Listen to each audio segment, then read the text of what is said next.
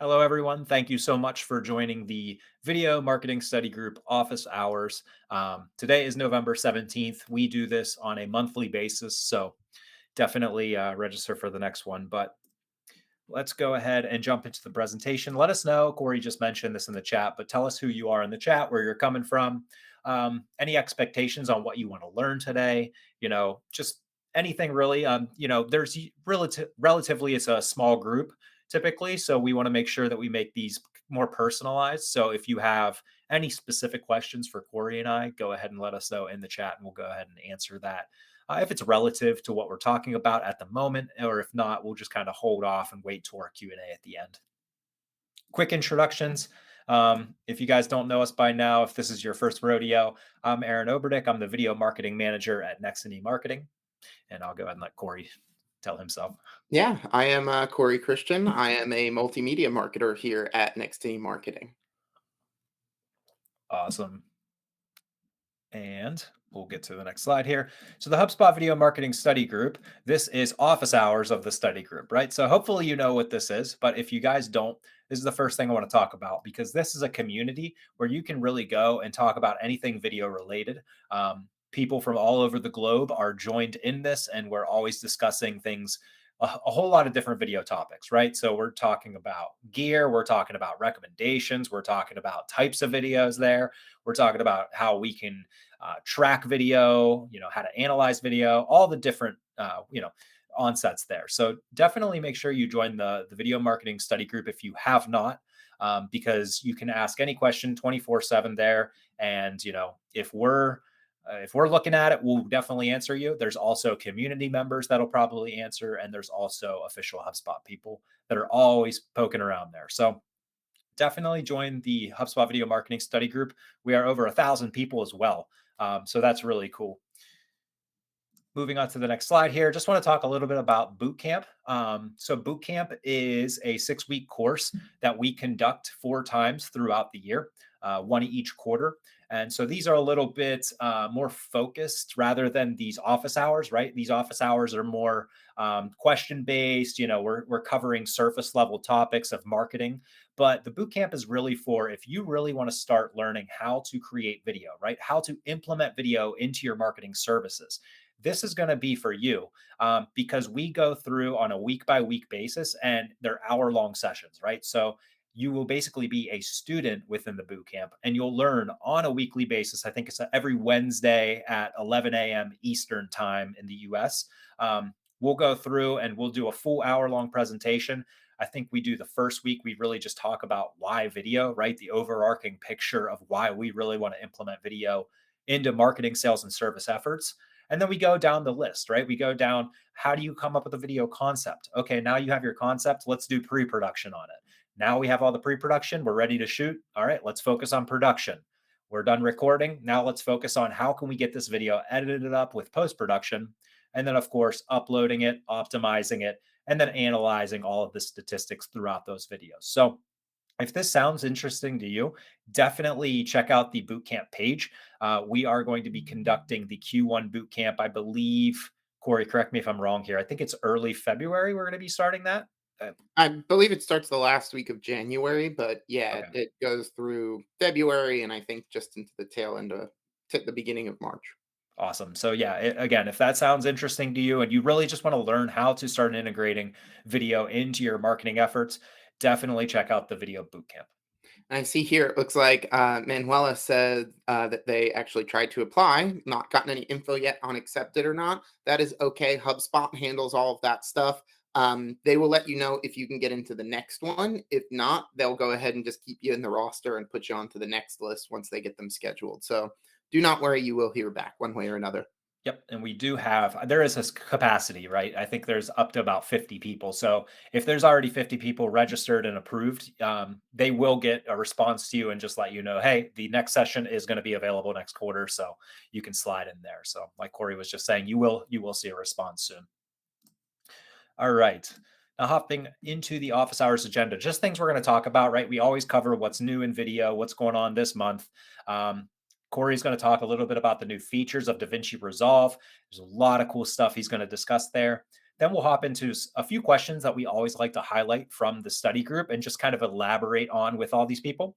And then at the end, we will conduct a Q&A. So if you do have questions, just go ahead and hold them until the end of the session and we'll talk about it then.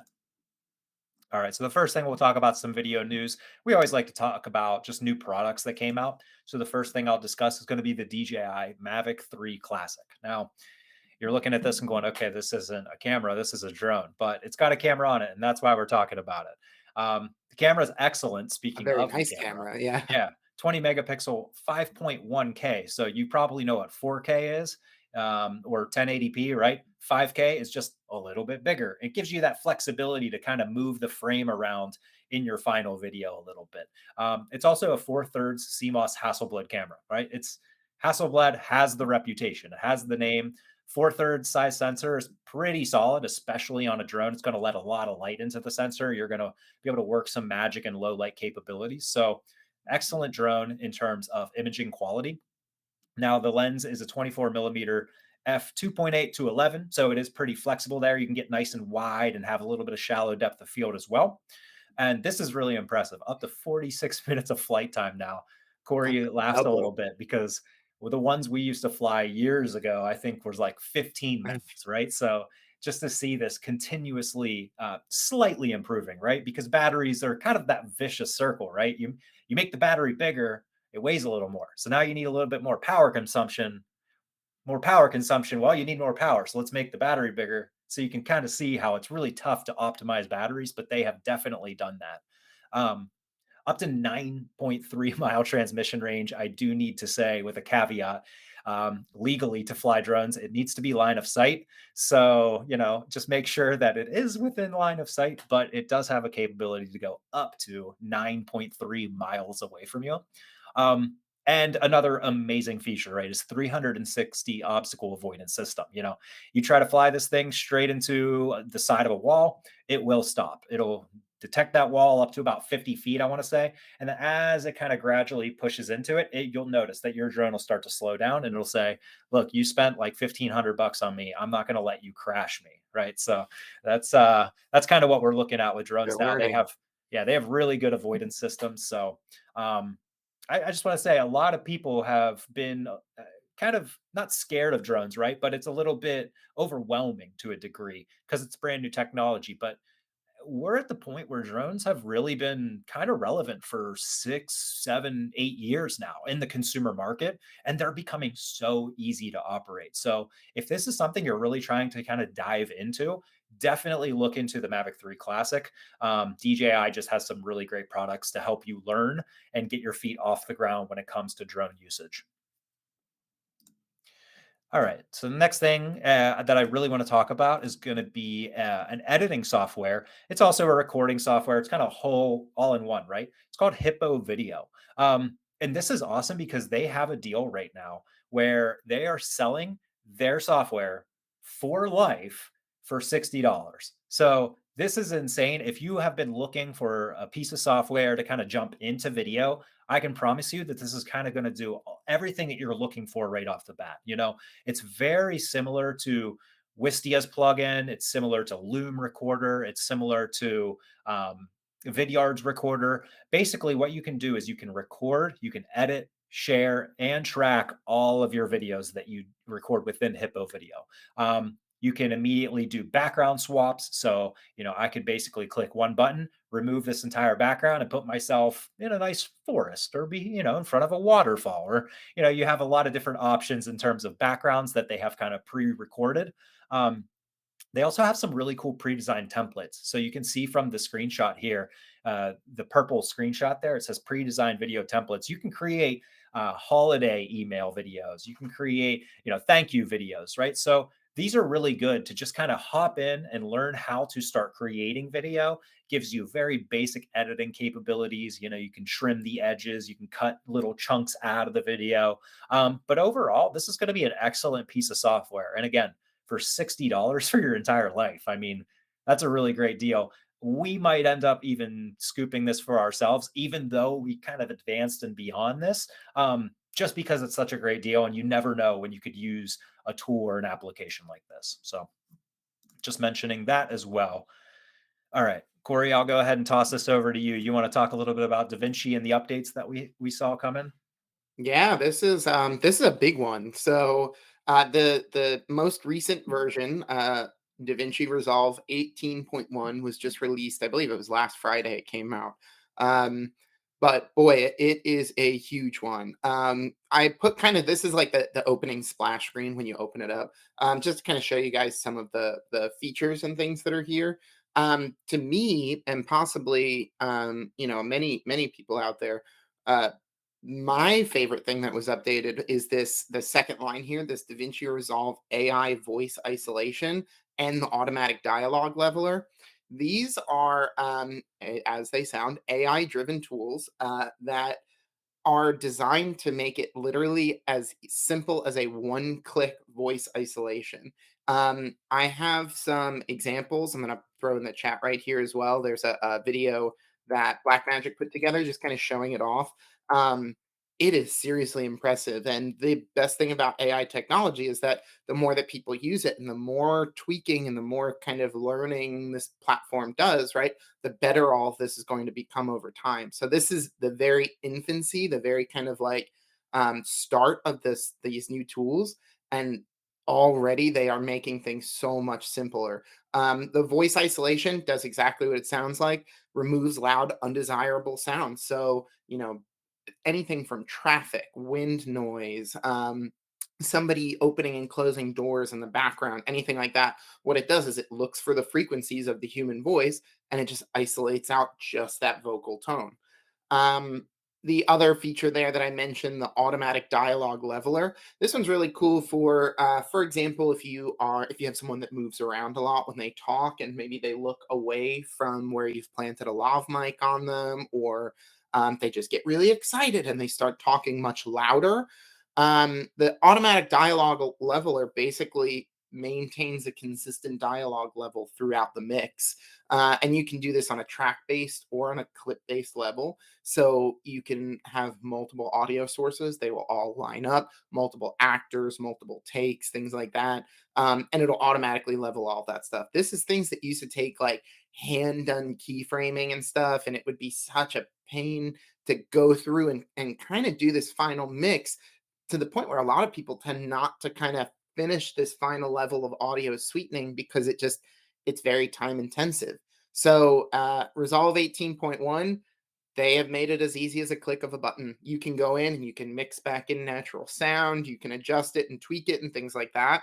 Um, but definitely, the fact that it exists in there is amazing. And one thing to mention about DaVinci Resolve, yes, there is a paid platform. It's about $300, I think, where it comes free with any of their hardware, like camera, or I think some of their other like mixer purchases as well, or keyboard purchases. Um, but they also have a free version, and the free version has the majority of all of these features in it. There are some things and some limitations that it has, but for the most part, you can do a whole lot of work in that free version and get yourself kind of used to the ecosystem. And then, if you find there's a tool or something that you might want to try out that is in that paid version, that's when you can kind of step up from there and get yourself one of these guys. It's just a little license dongle. It's USB. I can plug it in any computer I go anywhere, and I will have access to my software, which is great.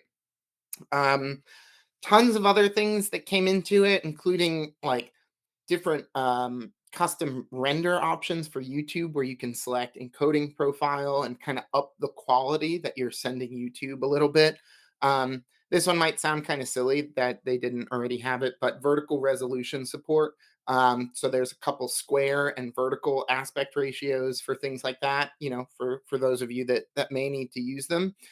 There is also, and probably a better option, a smart reframe tool. So if you just kind of edit everything in your normal, horizontal standard video, you can use smart reframe and it'll actually reframe to different types of frames, which is cool.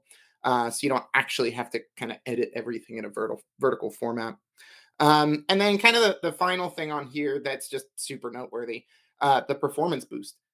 Almost every tool has received some type of upgrade: 10 times faster text, 5 times faster stabilization and face refinement, um, 4 times faster noise reduction.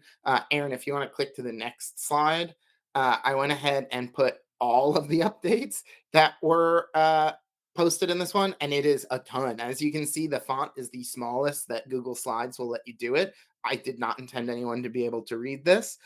It's just to kind of show you like how much stuff they've really put into here, and it's a ton. So there's a lot of new fun tools to play with, and kind of just features to unlock.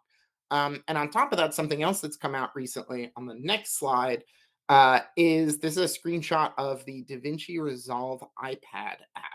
So they now have a pretty full featured iPad app. It is missing, I think, like Fusion and the Fairlight window, but you can cut and color and get ready for export basically in a normal Resolve looking window on your iPad. You can save your projects into the cloud so that you can access those same project files on your computer. So you can now be more mobile and you can be editing on the fly and you can manage to kind of get things done before you even get back to your home system. Or if it's just a kind of quick grade or something like that, or a quick cut that you want to put together, some social promo or something like that, you can literally just do this on your iPad, which is pretty awesome. Um, that is what I have from Resolve. Like I said, there is a ton of things in those in the 18.1 update. So feel free to check out those voice isolation examples, and certainly, if you guys have any questions, or if you end up wanting to try it out, let us know. I am a Resolve certified trainer as well. So if you guys do have any questions or have any issues when you've tried it out, come to the next office hours, ask us some questions. We'll be more than happy to help you out. Absolutely. All right. Thanks for covering that. We're going to Sure. hop over to the questions from the study group. So, like I was talking about at the beginning of the presentation, we always like to take a few of the questions we see in the study group and just highlight them in the office hours. So, the first one I want to talk about is going to be if, because we talked about drones at the beginning, right? So, if I want to start using a drone in my video work, where should I begin? And, we talked about the Mavic 3 Classic at the beginning. The price tag is sitting anywhere between, I want to say, 14 to $1,600. So, and a lot of people just can't justify that, especially for a specialty item. You have your camera, you have your tripod and mic and everything, but like spending that much money on something that gets only very specific shots is a little bit unjustifiable, right? So there are a lot cheaper drones out there. I would recommend staying with the DJI brand. They've kind of hit the nail on the head in terms of making it as user friendly as possible. Yeah, it's pretty straightforward at this point. You can use your cellular device, download their app, and it plugs straight into the controller. And then you can operate your drone using your cell phone and the controller in conjunction with each other. I want to say that they have the DJI Mini 3 Pro now, Mini 2 Pro, one of the two, whichever one's the newest one or the latest release. That one's probably under, I definitely know it's under 1,000, probably sitting anywhere between $500 to $700. That's going to be a really good entry point to really learn because it's going to give you all the capabilities you really want. It's going to be able to do 4K. It's going to have a big enough sensor. It's going to have your obstacle avoidance. But it's still going to give you that really nice image quality. And you're going to be able to utilize that even on jobs. It's going to be good enough to get the job done and to kind of sync with your camera and work together with the footage. So I recommend kind of that entry level DJI drone, but it's really just kind of what your budget is and how you can pertain to that. I also do want to mention if you're within the United States, because this doesn't, go, this is not internationally, but within the United States, if you are intending to use a drone for a job where you are making money in any sort of fashion, you do need to have what's called your Part 107. It is basically your license to fly and make money off of it. So we can probably find a link somewhere. Yeah, Corey actually just dropped that in the chat. There's a link there that gives you a little bit more information about your Part 107. Again, if you are using a drone in any capacity for revenue, definitely check that out because you need to have it. If you are flying recreationally and you're just learning how to do drones for fun, you're good. You do not need a license. So I just wanted to clarify that point. All right. So the second question we had was I use Loom to record my videos, but I've maxed its capacity. What should I move to? So, there's a lot of moving parts here because of course, if first off, if no one knows what Loom is a very basic editor, very similar to the Hippo video that I was explaining earlier. You can record and make basic edits and then share your links to your videos with Loom. Um, the next step, if you're really looking to, let's say, take a camera out in the field, record footage, bring it back, put that footage into your computer and edit it up, you can't do that with Loom. So your next step would be something like iMovie if you're running a Mac. If you're on Windows, I would look at something like Adobe Premiere Pro. They also, I think they have Adobe Rush. That's kind of like their light editor, their entry level point where you can get into the editing platform. It kind of looks like Adobe Premiere Pro, but it has a lot of stripped down features, right? So it's an easy low level learning curve to get into. That way, you can really start to make those next level edits and then learn in the process, learn how the software works, learn how to use it. And then you can really jump into Adobe Premiere. And at that point, you can run with it. You have DaVinci Resolve like Corey uses. That's really high end. So of course, I wouldn't recommend that immediately, but definitely look at the Adobe products. And then once you get comfortable with that, you can really start to look to take that next jump. Corey, do you have anything to add there? No, I mean, I think you kind of hit the nail on the head. The big thing is you'll know when the time is to kind of upgrade your software, right? It Yeah. is perfectly okay to use.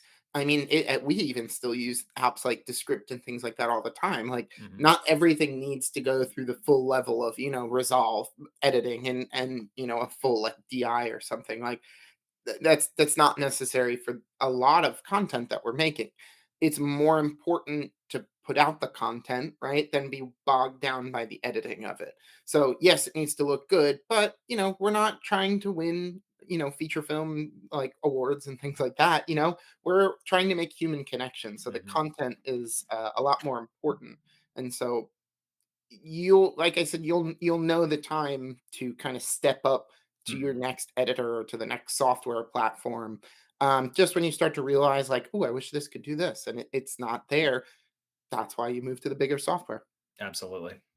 All right. And then the last question we had was I bought some LED lights. How do I set them up in the best way? And so admittedly, we do recommend lighting in a lot of our office hours and our boot camp and whatnot. So this is probably one of the guys who went out and got an LED set and, justifiable, right? You want to set your situation up. You want to put better lighting on you. And so if I slide over to this next slide here, this is really the most basic lighting setup that we talk about. It is what's called the 3-point lighting technique, and it's relatively the same in all these charts and graphs. You'll see the main light is your key light. You'll see there it's on the left of the subject in this image. That's going to be kind of your most concentrated light and the brightest light. It's going to be shining on your subject. It's really going to provide the majority of the light on your subject. But with just one key light, that's going to cause a lot of shadows. So that's why we flip to the opposite side with the fill light. That's more of a spread light. That's going to really spread the light out, going to be more diffused and wrap the light around your subject and take away all those really harsh shadows.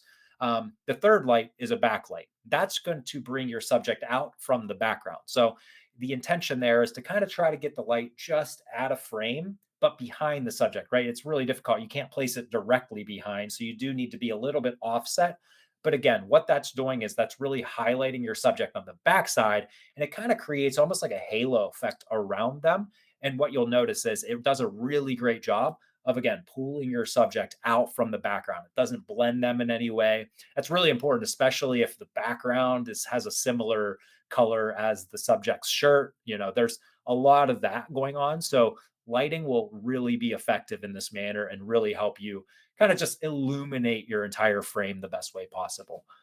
Corey, you have anything to add, kind of the 3-point lighting technique or anything else there? I mean, you kind of mentioned it with softening the light as well. That tends to be very helpful.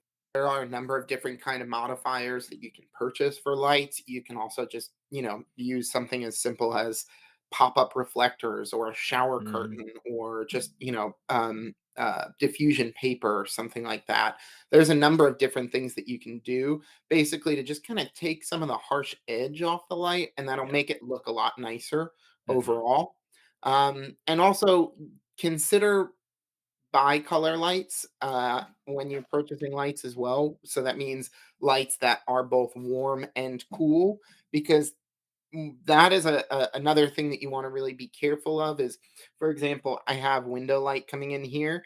If my lights were set very warm in this room, I would look very mixed. I already kind of do almost a little bit. It would look very, very mixed color, and it would look a little bit weird. It tends to look a little bit more natural if you do utilize all the same light. So cool white lights, cool outdoor light, or if you're inside, you're in a controlled space, that's when you can use a bit more of that warm lighting and you could try to make things feel a little bit more cozy. Yeah, absolutely. You can actually see from my frame a little bit. I have, the windows are shut here, so I just have the overhead lights on. I didn't set anything really crazy, but I do have one little ring light here just to my left, and then you can see as I kind of change the color temperature, you can see how my skin tone is reflective upon that. So just make sure, like Corey was mentioning, try to pick that best color for skin tone as well, matching that to make it look as good as possible.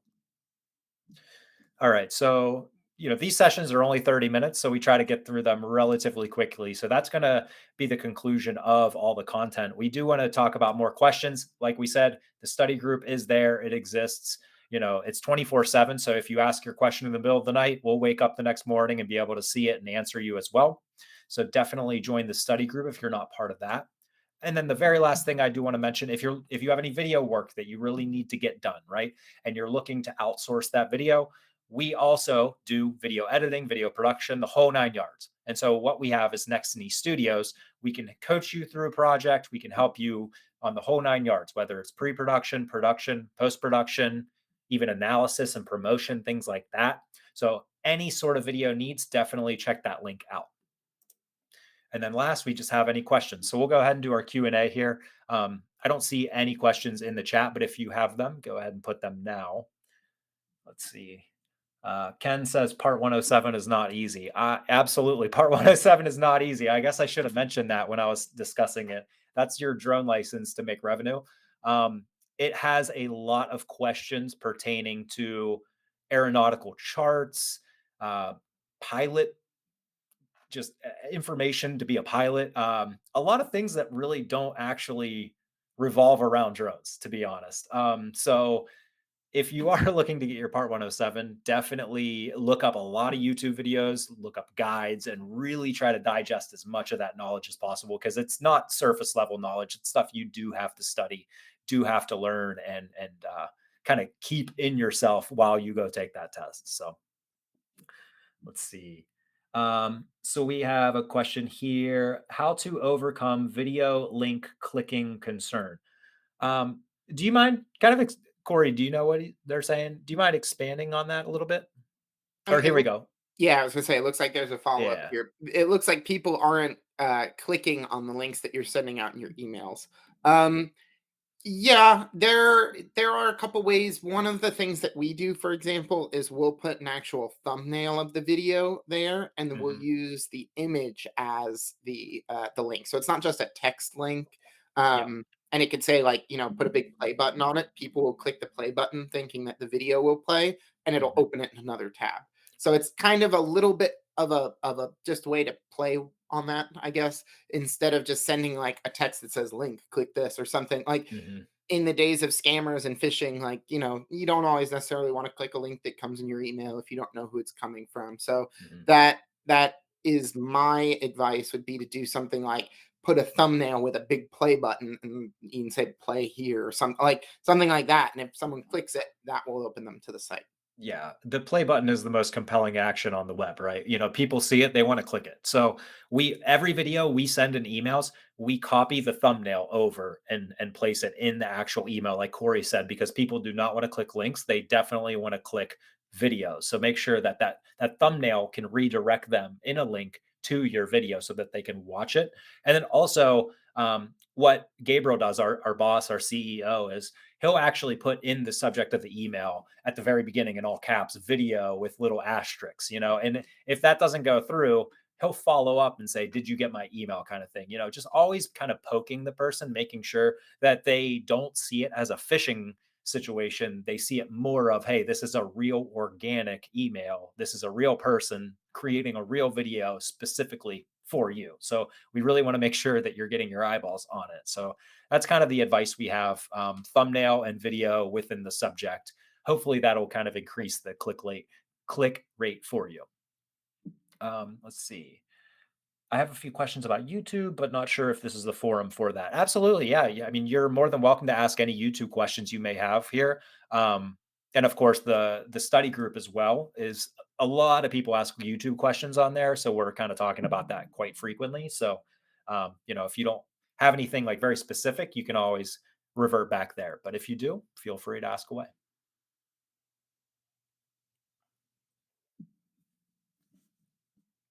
Yeah, click rate is a little bit difficult when sales prospecting is not the easiest to create videos and then have everyone open them up. You're always going to have people kind of on high alert, especially with, like Corey was mentioning, the mass amount of phishing scams that are Mhm. currently happening. One of the things Gabriel often does too is he'll get like a white erase board and he'll draw the company's logo on a white erase board and hold it up, and that's the thumbnail that he'll use. So when you see the thumbnail, it's not just like this pretty text thing or whatever. It's literally like, hey, click this. Look, I'm here. I'm a person.